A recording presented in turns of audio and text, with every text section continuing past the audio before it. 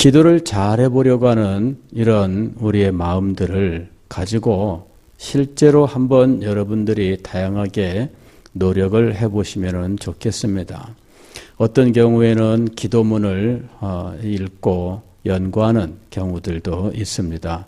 제가 과거에 어느 출판사에서 집필 작업을 하고 있을 때 그때 칼빈의 주석을 주로 참조해서 본 적이 있는데 그 주석은 이분이 오늘날 학문을 하는 사람들이 쓰는 주석과는 달리 사실은 성경 강해와 같은 이제 특성을 가지고 있었습니다.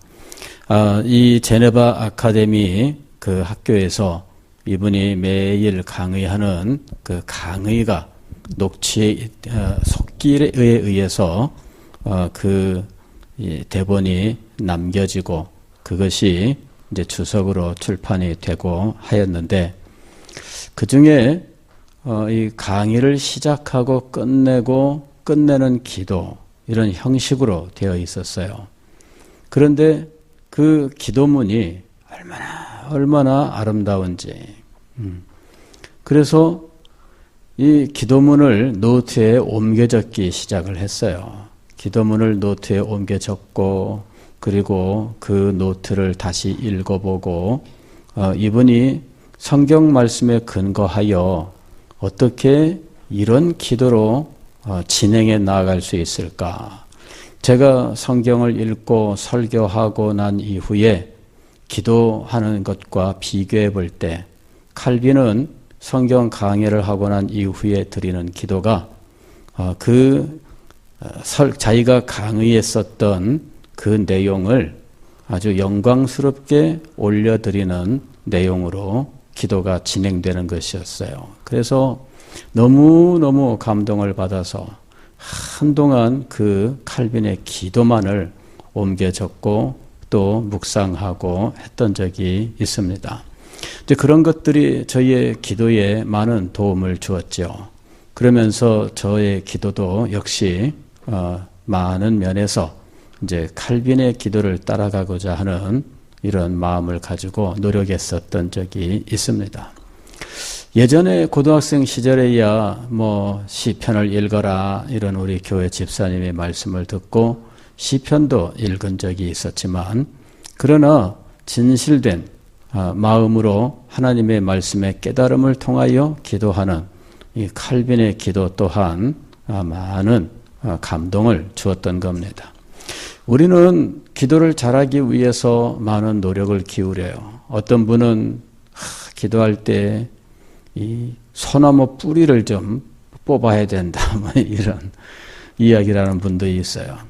소나무 뿌리를 뽑는다는 말은 산기도를 가라 이제 이런 얘기겠죠.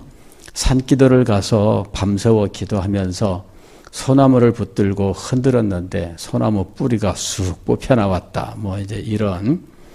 그래서 제가 그 말을 듣고요 산에 올라가서 기도하면서 소나무를 붙들고 기도해 봤어요. 뿌리를 뽑으려고 밖으로 튀어나와 있는 소나무 뿌리를 붙들고 막 한번 잡아당겨 봤는데 1mm도 움직이지 않습니다.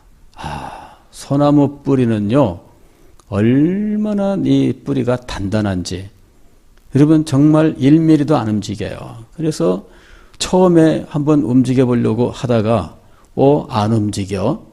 약에 올라가지고요 기도는 뒷전이고 이제는 소나무 뿌리를 뽑으려고 막 잡아당겨 봤는데 나중에는 포기했어요. 소나무 뿌리 뽑을 생각 말고 기도나 하자. 예. 그래서 초점을 어디에 맞춰요? 뿌리에 맞추는, 소나무 뿌리에 맞추는 것이 아니라 무엇에 초점을 맞춰야 돼요?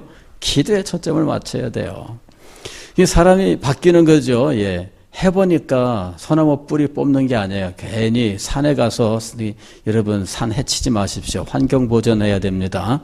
예. 기도에 온 힘을 다 쏟으세요. 여러분은 기도를 잘하기 위해서 어디까지 해보셨어요? 기도를 잘하기 위해서 무엇을 해보셨어요? 기도를 잘하기 위해서 여러분은 어떤 노력을 해보셨어요? 기도를 잘하기 위해서 여러분은 어떤 희생을 해보셨습니까? 우리는 그런 일들도 없이 막연한 소망으로 기도를 잘했으면 기도 응답을 받았으면 하는 경우들이 너무나 많다는 것이죠. 예, 노력을 하셔야 돼요. 희생도 하고 여러분은 기도 응답을 위해서 여러분이 무엇을 드려야 할지 하나님 앞에 물어보기도 해야 돼요. 어떤 사람은 그랬잖아요. 내가 무엇을 가지고 하나님 앞에 나아갈까? 내가 무엇을 가지고 하나님 앞에 나아갈까? 여러분 그런 고민도 해보셔야 되고 그런 도전도 받아보셔야 돼요. 그런 것 없이 막연한 소망만 가지고 기도를 잘해보고자 하는 것은 잘못된 마음이에요. 우리는 이런 경우들이 너무나 많아요. 하나님 앞에서 무엇인가 하지도 않고 무엇인가 기대만 가지는 이런 마음들을 가지고는 하나님 앞에 무슨 선한 것을 받을 줄로 생각한다면 그는 대단히 잘못된 것이라는 것이죠. 여러분들이 노력을 해보세요. 모색을 해보세요. 몸부림을 쳐보세요. 그러면서 하나님께서 여러분에게 역사하시는 것들을 체험해보세요. 정말 주님께서 여러분을 인도하실 것입니다. 제가 여러분들에게 기도를 잘하기 위해서는 어떻게 해야 될 것이냐, 마음속에 은혜가 있어야 한다 하고 말씀을 드렸습니다. 마음속에 은혜가 없으면 기도의 어떤 방법, 기도의 어떤 무슨 묘한 어떤 이 시도, 이런 모든 것들은 사실은 아무런 의미가 없습니다. 마음속에 은혜가 없으면 어떤 방법을 써도 소용없어요. 기도회에 이런 형식을 도입하고 저런 방식을 도입해서 신선한 느낌을 줍니다. 그런 거 다 필요 없습니다. 또 새로운 것들을 보여주고 뭐 이런저런 여러 가지 시도들을 하는 것 다 소용없어요. 마음속에 무엇이 없으면 은혜가 없으면, 마음속에 은혜가 없으면 그 어떤 것들도 단지 우리의 마음만을 만족시키는 거예요. 우리의 어떤 이 호기심만을 충족시키는 것이에요. 그런 것들은 기도에 아무런 도움이 되지 않습니다. 무슨 통성 기도를 하면은 뭐가 달라질까? 물론 통성 기도를 하면은 기도가 좀 더 목소리가 커지고 뭐 이러는 것들은 있어요. 그러나 무엇이 없으면 그것도 소용이 없다. 은혜가 없으면 그것도 소용이 없다. 왜 그러냐 하면 기도의 특성 때문입니다. 기도의 특성. 기도는 하나님께서 우리에게 베푸시는 은혜입니다. 기도 자체가 하나님의 은혜예요. 그래서 은혜 받은 사람은 기도를 하게 되어 있습니다. 여러분, 하나님의 성령께서 우리에게 역사하시고 우리가 그 은혜 가운데 있을 때에 저절로 마음속에 기도하고 싶다는 마음이 일어나고 나의 발걸음은 어느덧 교회를 향하게 되어 있는 거예요. 은혜가 넘치는 사람은 저절로 그 발걸음이 기도의 자리로 향하게 되어 있어요. 우리의 마음속에서 그러한 충동이 일어나게 되어 있습니다. 그리고 그때 드리는 기도는 성령의 인도하심을 따라 드리는 기도예요. 기도는 어떨 때 하나님께 역사하느냐? 성령의 인도하심을 따를 때, 성령의 인도하심을 따를 때. 성령은 하나님의 영이에요. 하나님의 마음을 누가 잘 압니까? 하나님의 영이 하나님의 마음을 가장 잘 알아요. 하나님의 뜻을 누가 가장 잘 알고 계실까요? 하나님의 영이 하나님의 뜻을 가장 잘 알고 계셔요.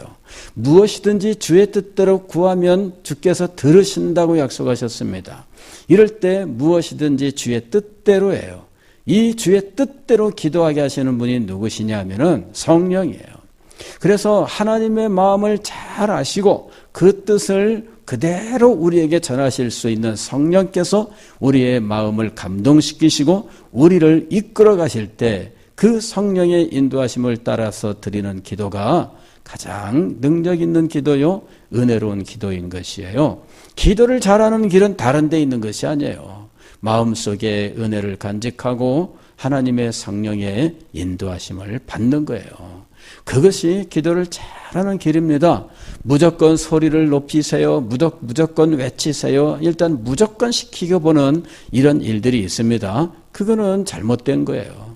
하나님의 은혜를 받아야 됩니다. 그리고 받은 은혜를 여러분의 마음속에서 지켜야 됩니다. 이것이 있어야 돼요. 은혜를 헛되이 받을까, 받은 은혜를 쏟아버릴까 조심을 하고 언제나 은혜 가운데로 나아가기를 힘써야 한다는 것입니다. 기도의 특성을 우리가 이해를 해야 돼요.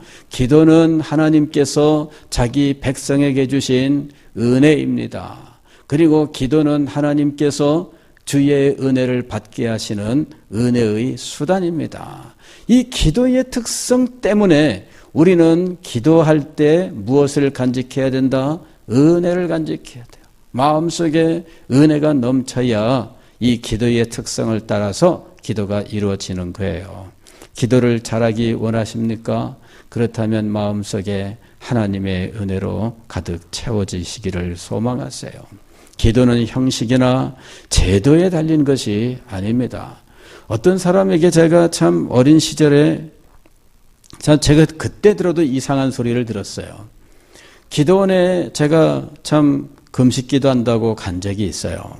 그래서 가가지고 20살 무렵에 금식기도 한다고 기도원회를 홀로 올라갔는데 가서 보니까 한 방에 여러 사람이 있는데 어떤 사람이요 누워가지고 손을 번쩍 들더니 이제는 우리 주 예수 그리스도의 은혜와 그러더라고.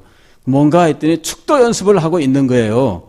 아마 목사님이 되시는 분인 것 같아요. 신학생인데 아마도 이 축도 연습을 하시더라고. 누워가지고.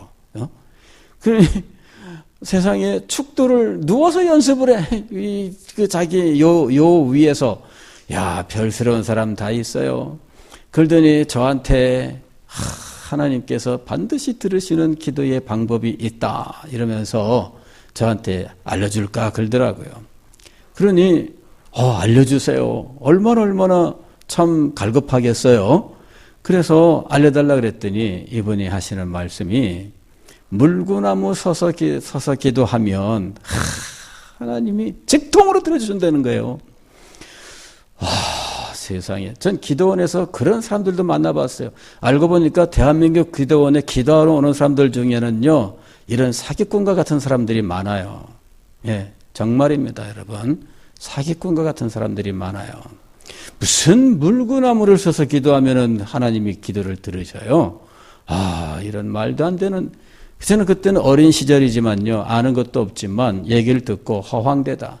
누워서 축도 연습하는 사람이 해주는 말이 뭐가 있겠어요. 그죠? 언젠가는 또 기도원을 갔더니요. 어떤 사람이 저한테 그냥 몇 사람 없으니까 얘기할 사람이 필요해서 붙들고 이야기를 하는데 이 사람은요. 맨날 꿈 이야기만 해.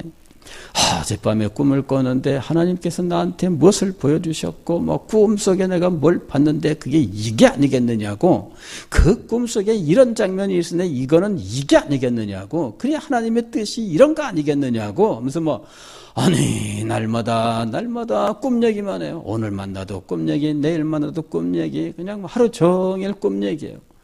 그래서 제가 기도하러 온 사람이 왜 맨날 꿈만 꾸고 있는지 이해가 안 됐어요. 기도하러 온 사람은 기도해야지. 근데 이 사람은 그냥 평소에 늘 그냥 꿈 얘기만 하면서 사는 거예요. 그러면 그런 얘기를 듣는 사람들 중에는 어머, 아이고, 어쩌면 이런 사람들이 있는 거예요. 그러니 그 꿈 얘기를 하고 다니는 동안에 사람들이 자기를 신령한 사람으로 보는 거 있죠. 그러니 이 사람은 하나님 꿈으로 말해주는 신령한 사람이다. 이런 자의식을 가지고 맨날 꿈 얘기만 하는 거예요. 세상에 별 괴상한 사람들이 다 있어요. 기도는 꿈으로 하는 것이 아닙니다. 기도는 꿈으로 하는 것이 아니에요. 기도는 은혜로 하는 것인데 이 은혜로 기도하기 위하여 우리가 찬송을 하고 은혜로 기도하기 위하여 우리가 말씀의 귀를 기울이는 거예요. 왜냐하면은 찬양은 바로 곡조 있는 기도요, 우리의 마음을 은혜로 채우게 하시는 하나님의 방법이에요. 그래서 찬양을 하는 거예요. 찬양하는데 온 마음을 다 기울이지 않으면 여러분 찬양의 참된 의미가 사라져요. 찬양할 때는 온 마음과 온 정성을 다 기울여서 찬양을 해야 돼요. 기도할 때 하나님의 말씀과 함께하는 것이 중요합니다. 말씀이 없이 꿈으로 하려고 하고 물구나무 서기로 하려고 하고 여러분 그거는 다 가짜입니다. 그건 가짜예요. 하나님의 말씀을 붙들고 말씀으로 가야 돼요. 자, 그 다음에 기도를 잘하기 위해서는 기도의 방향을 알아야 돼요. 기도의 방향. 우리의 기도는 어디를 향하고 있는가 하는 것입니다. 우리의 기도는 우리를 향하지 않습니다. 우리를 향하지 않습니다. 기도는 누구를 향해야 돼요? 하나님을 향해야 돼요. 방향이 하나님이에요. 모든 길은 하나님에게로, 모든 은혜는 하나님으로부터입니다. 그래서 하나님이라고 하는 이 방향을 확고하게 세워 놓아야 돼요.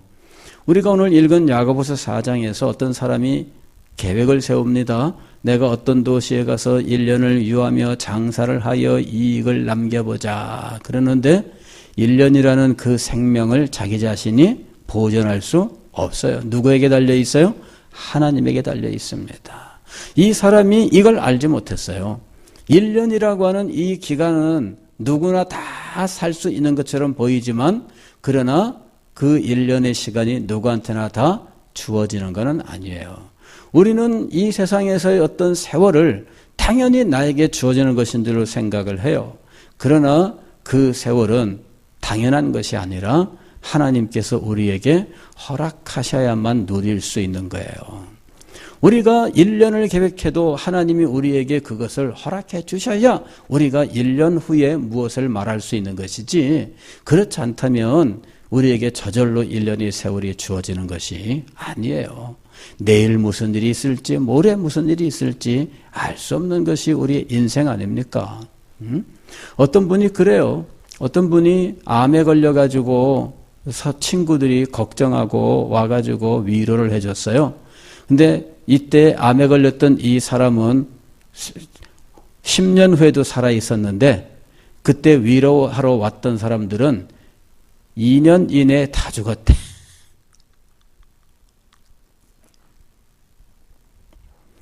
그런 일 있죠? 그런 일 많습니다. 예, 그런 일 많습니다. 자기를 위로하러 왔던 사람들은 다 죽었는데 자기만 살아있는 거예요. 그게 인생입니다.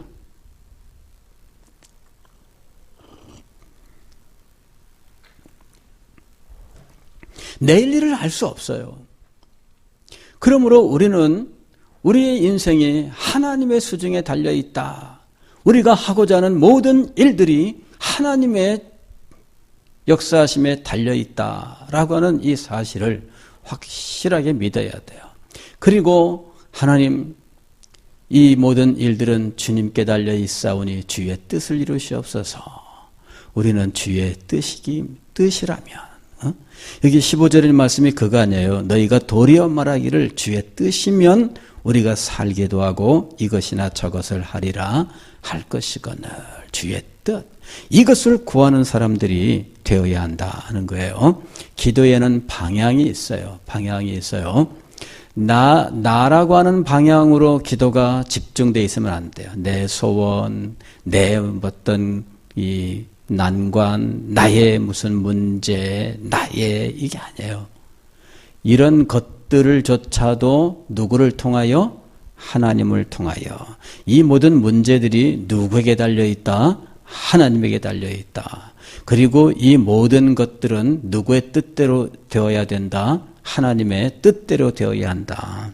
하나님의 뜻에 따라서 이 모든 것들이 이루어지도록, 하나님의 영광을 위하여, 하나님의 나라를 위하여 이 모든 것들이 사용되도록 이 하나님이라고 하는 이 방향을 명백하게 해야 돼요. 우리가 하나님께서 우리에게 기도하라고 하시는 의도를 알아야 돼요. 하나님만 전심으로 의지하고 신뢰하면서 하나님의 뜻을 소망하여서 하나님의 뜻이 이 땅에 이루어지기를 소망하며 살아가는 하나님의 사람이 되게 하기 위해서예요. 하나님의 뜻이 이 땅에 이루어지는 것이 우리에게 기쁨이 되고 즐거움이 되는 이런 사람이 되게 하시기 위해서 하나님이 우리에게 기도하라고 하셨던 겁니다. 그래서 우리는 기도를 통해서 언제나 은혜를 받고 하나님의 뜻을 구하면서 나가야 된다 하는 것입니다. 언제나 하나님의 뜻을 묻고 하나님의 뜻을 구하는 사람이 되십시오. 그리하면 하나님께서 당신의 뜻을 우리의 기도를 통하여 이루심으로 우리에게 풍성하게 채워 주실 것입니다.